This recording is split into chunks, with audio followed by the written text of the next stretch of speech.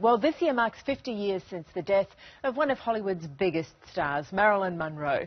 A new collection of rare photographs and footage from her life, as well as costumes from her memorable screen roles, is being unveiled in London. And I spoke to the director of the exhibit, Louise Garchewska, earlier.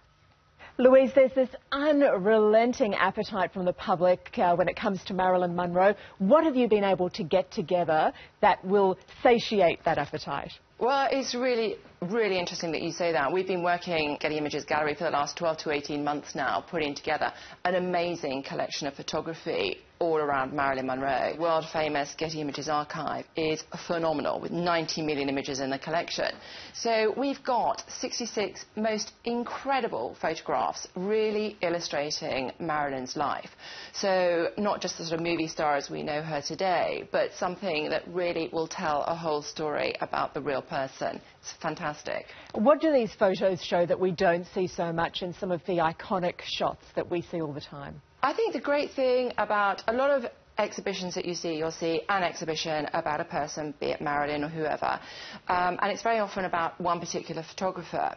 And the great thing that we can do with Getty Images is to sort of put together, and I think we've probably got 11 different photographers, so 11 photographers, a collection of photography which spans Marilyn's entire life, from when she was an aspiring actress right the way through to when she was sort of really became the iconic symbol that everybody remembers her still today.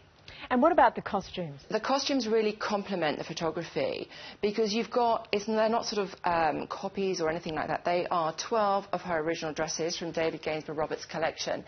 And they show the breadth of, her movies, her career, and the premieres that she would be going to.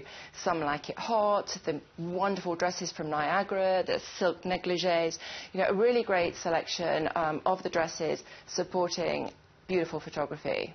With icons such as Marilyn, they are larger than life. I assume that when you see her costumes, they appear to be incredibly small, do they? Well, I'm very concerned, actually, because the camera always says to me, or someone always says to me, the camera never lies. Well, I can assure you the dresses don't either. Her waist is tiny. She was really petite. She was a beautiful woman who had an amazing figure. And I think the great thing that many of the women out there who are listening to this will recognise, and I think identify with as well, is she was very curvaceous, but at the same time, she was petite as well, and obviously worked incredibly hard at maintaining that figure.